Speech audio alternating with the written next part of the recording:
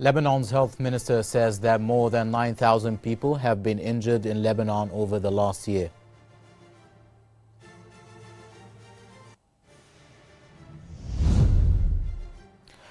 The Lebanese Red Cross says an Israeli strike killed 4 of its paramedics and a Lebanese army soldier.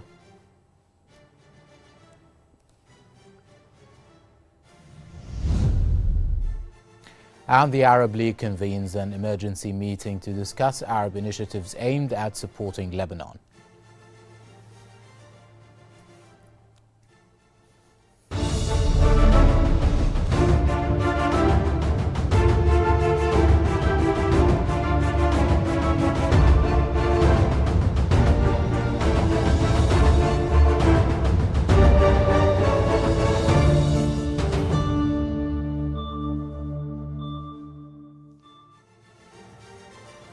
You're watching Q News. I am Karim Hatem, and we start this bulletin with the latest developments in Lebanon.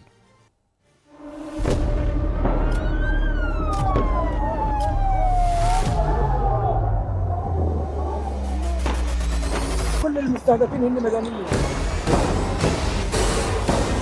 وضع شيء مرعب، شيء بخوف.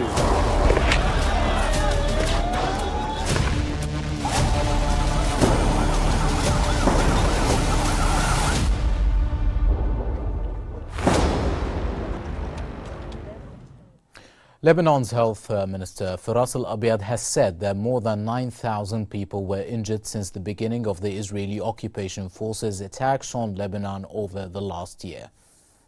حتى الآن الحصيلة الإجمالية من بدء الاعتداءات من الشهداء 1974 شهيد، منهم 127 طفل و261 امرأة. بخصوص الجرحى حتى الآن سقط 9384 جريح، وهدول اللي عم بيتم معالجتهم، وهيدي الأرقام هي فجر اليوم. The Lebanese Red Cross has said that an Israeli strike killed 4 of its paramedics and a Lebanese army soldier. The attack reportedly occurred as the Red Cross evacuated wounded people from the south. The organization's convoy, which was accompanied by Lebanese troops, was targeted despite coordinating its movements with UN peacekeepers.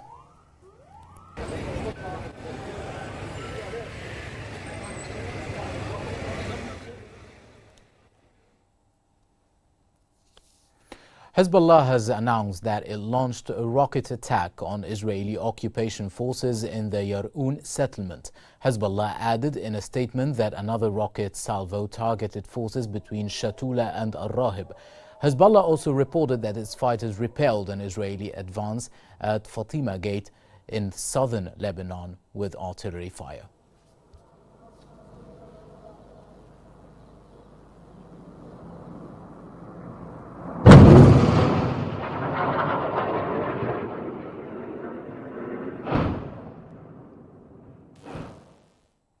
World Health Organization Director General Tedros Adhanom has confirmed that hospitals in Lebanon are overwhelmed due to the influx of casualties of Israeli aggression. Adhanom added that Lebanon's healthcare system is struggling to cope with the current situation as the number of deaths in Lebanon continues to rise. He noted that successive crises have weakened Lebanon's healthcare system, which is now struggling to meet high demands.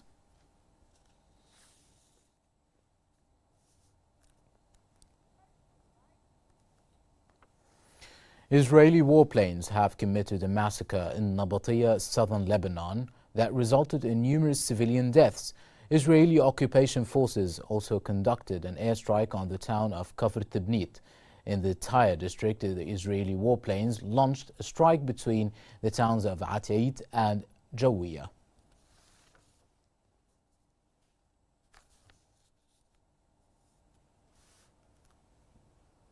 More than 1.2 million Lebanese have been displaced by Israeli attacks, and nearly 2,000 people have been killed since the start of the Israeli attacks on Lebanon over the last year, most of them in the past 2 weeks.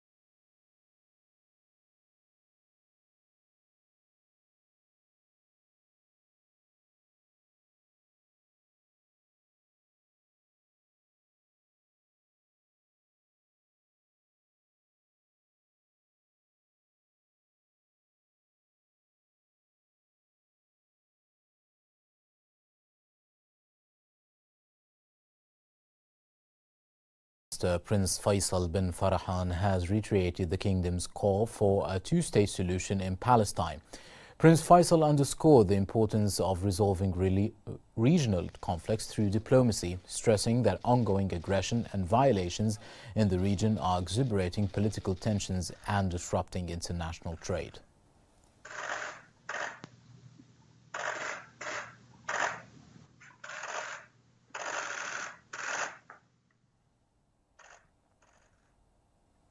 The British government has chartered more flights to help its nationals leave Lebanon. The measure comes a day after an evacuation flight left Beirut. In a statement, the British government said the flights will continue as long as the security situation allows, and added that it's working to increase capacity for British nationals.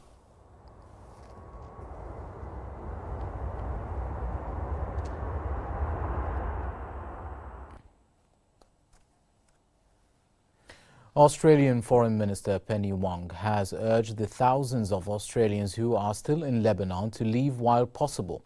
Wong stated that Australia has arranged 580 seats on flights departing Thursday and Saturday for its citizens, permanent residents and families who wish to leave. She noted that these flights depend on Beirut's airport remaining operational. More than 11,000 children. Nearly 2 million Gazans displaced, some many times over. More than 2 million facing acute food insecurity. China has called on the UN Security Council to take urgent action to de-escalate the situation in the Middle East. That came after the latest Israeli airstrikes on Lebanon. China's permanent representative to the UN, Zhang Jun, has said that the Security Council has a primary responsibility for maintaining international peace and security. He urged all parties involved to return to political and diplomatic solutions, warning that the escalating conflict in the Middle East has caused an unprecedented humanitarian disaster.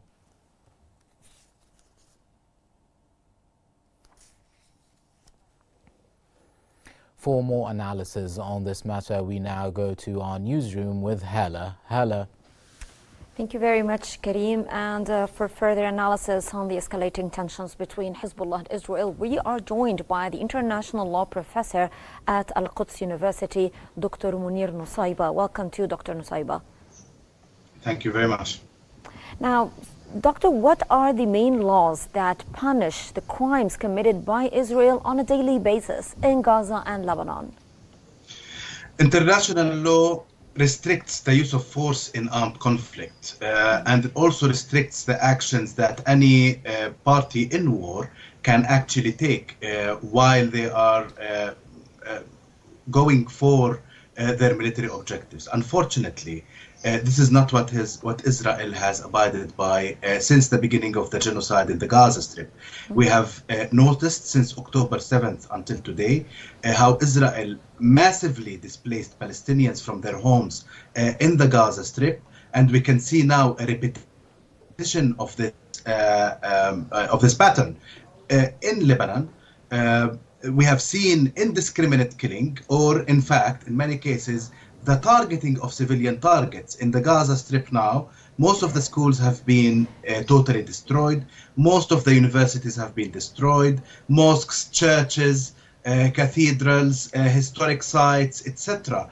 It is a complete destruction that has nothing to do with international law or the law of armed conflict, international humanitarian law. Unfortunately, we are seeing some repetition of these patterns now in Lebanon.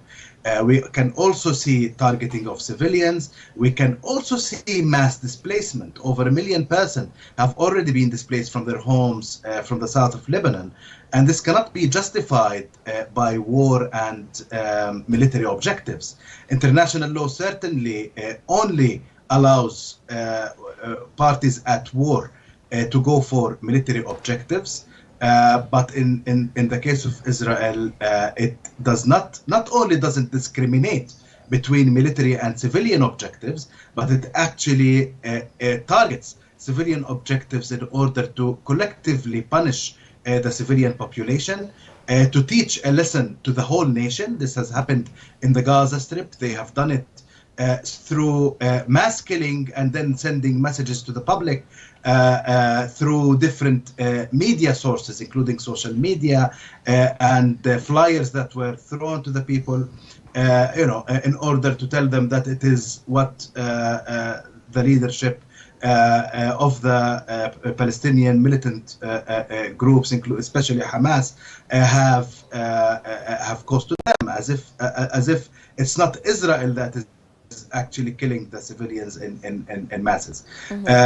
So this is the unfortunate reality that while international law does provide a good framework and a comprehensive framework for dealing with these situations, the only way to enforce international law is through the international community, is through international pressure.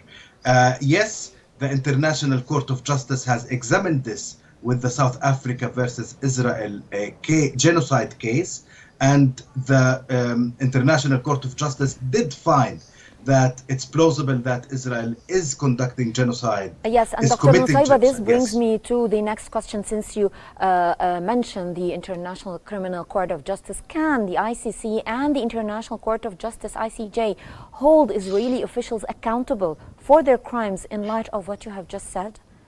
Indeed, the ICC holds individuals responsible, and the ICJ is focused on state responsibility. So the International Criminal Court and the prosecutor of the International Criminal Court, Mr. Karim Khan, has already requested from the pre-trial chamber at the court to issue arrest warrants against two high officials in the Israeli government. Benjamin Netanyahu, the prime minister, and Gallant, the defense minister. And the list of crimes that the prosecutor has already investigated and requested the arrest warrants for included extermination, including the using starvation as a weapon of war, and many others. We also know that the prosecutor's office is still investigating a number of other crimes, and I believe that at some point, sooner or later, there will be more arrest warrants, probably to more individuals and more accounts of crimes by the prosecutor. Now we are still waiting, unfortunately, we are still waiting for the approval of the pre-trial chamber. Yes. The pre-trial chamber has taken too long in examining this request. It has opened the opportunity during this process for states and organizations to submit amicus curiae, which is basically opinions that are written by experts and by states and by other contributors to the court in order to express their opinion, legal opinion basically, on whether the court should issue or should not issue these arrest warrants.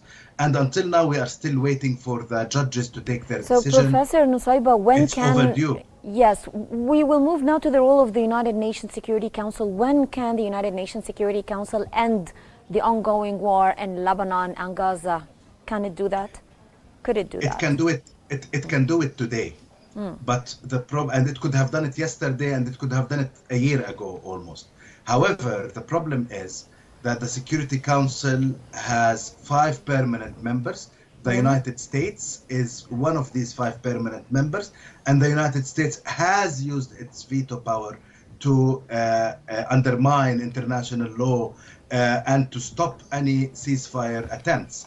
Unfortunately, the United States is complicit in the genocide against the Palestinian people in the Gaza Strip. It is totally supportive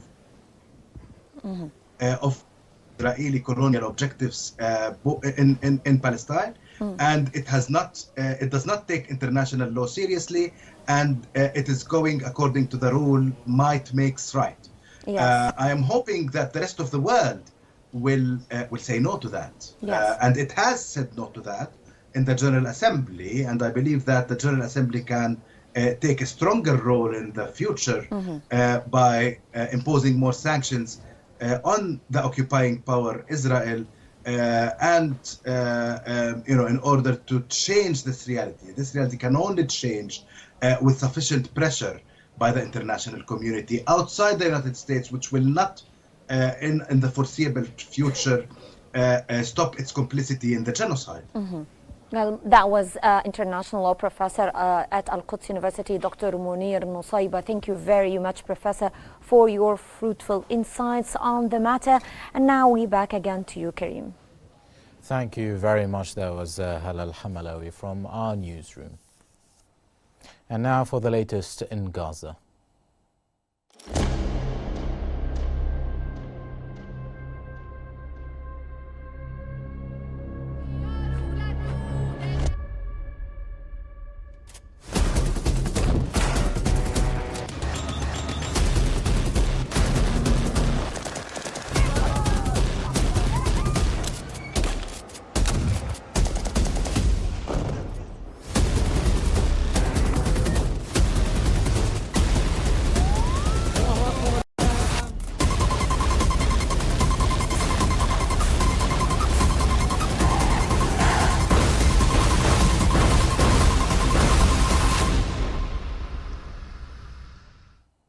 More than 100 Israeli settlers have stormed Al-Aqsa Mosque in occupied East Jerusalem.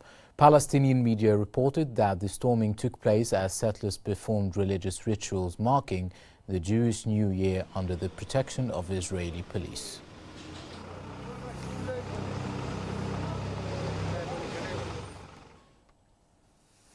Palestinian medical sources have reported the deaths of 8 Palestinians following Israeli strikes across various areas of the Gaza Strip. On the 363rd day of Israeli aggression, several Palestinians were injured when Israeli artillery shelled a school sheltering displaced people east of Al-Maghazi camp in central Gaza. Israeli warplanes and artillery also targeted neighborhoods of Zaytun, Sabra and Tell al-Hawa in Gaza City.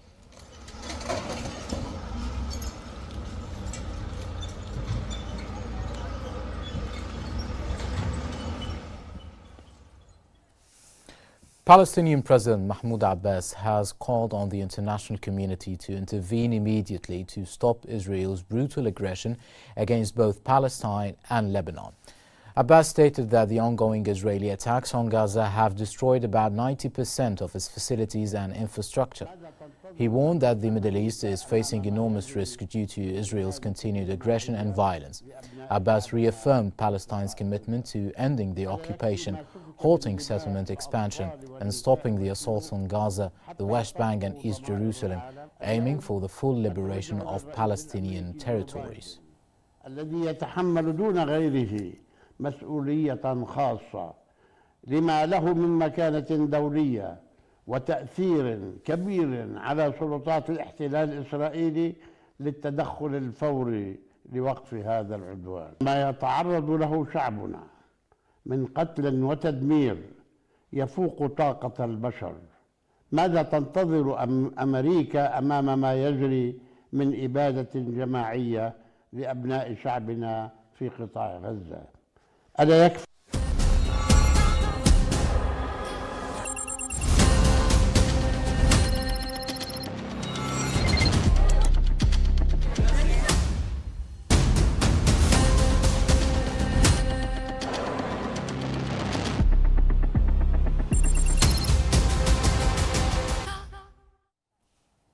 And now to economic news. The U.S. State Department has announced that the United States and G7 will impose sanctions against Iran. The State Department said that Washington is in talks with Israel regarding the nature of its response to Iran, stressing that Tehran's escalation is unprecedented. Earlier on Wednesday, U.S. President Joe Biden stated that he does not support an Israeli attack on Iran's nuclear sites, while stressing that Washington will impose sanctions on Tehran.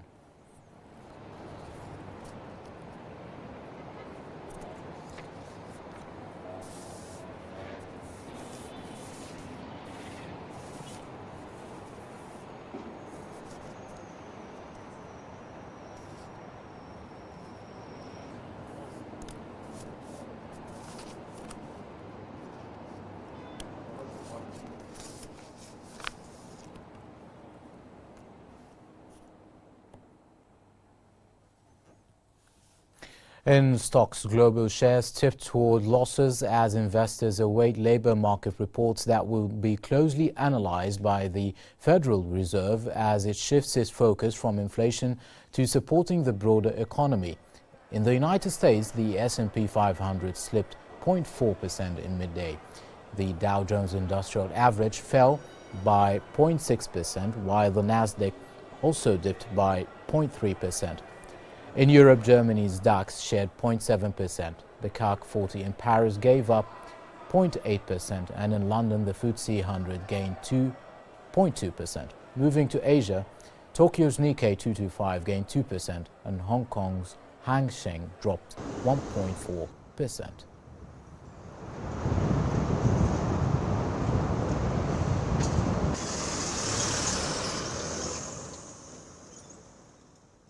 And now, once again, to our newsroom, this time with Mark Summers. Mark? Thank you, Kareem. Now let's get the latest news in Africa.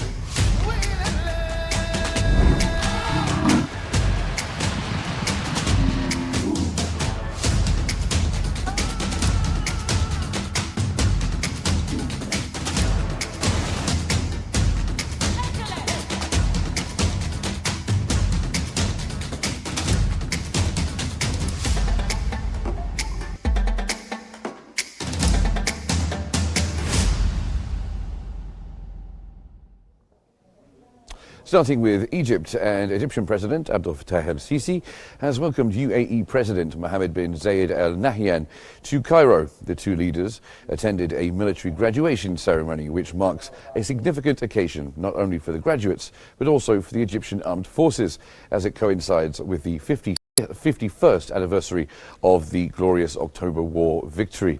Earlier today, President el-Sisi welcomed Sheikh Mohammed bin Zayed Al Nahyan, President of the United Arab Emirates, at Cairo International Airport as he begins his visit to Egypt. Egypt and the UAE share a strong political relationship, with both nations regularly consulting on major regional and international matters. An emergency meeting of the Council of the Arab League has focused on the Arab effort to support Lebanon. Assistant Secretary General of the Arab League, Hossam Zaki, stated that the meeting was convened at Iraq's request, with backing from several Arab nations.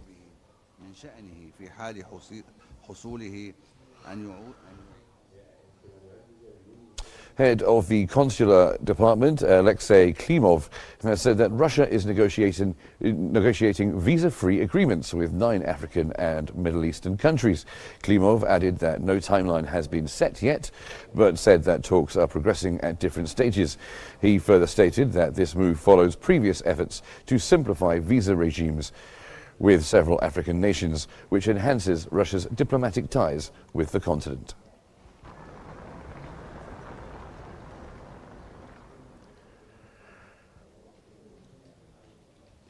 Rwanda's Health Minister Sabine Nsanzimana has announced the launch of clinical trials for vaccines and therapeutics. This initiative aims to combat the Marburg virus, which has claimed numerous lives in Rwanda. The nation is responding to its first outbreak of the deadly viral fever in collaboration with pharmaceutical companies and the World Health Organization.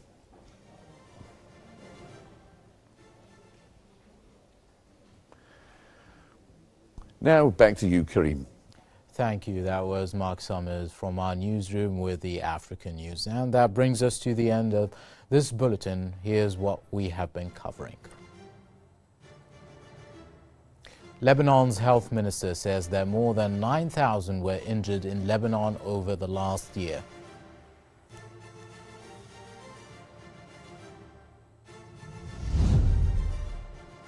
The Lebanese Red Cross says an Israeli strike kills 4 of its paramedics and a Lebanese army soldier.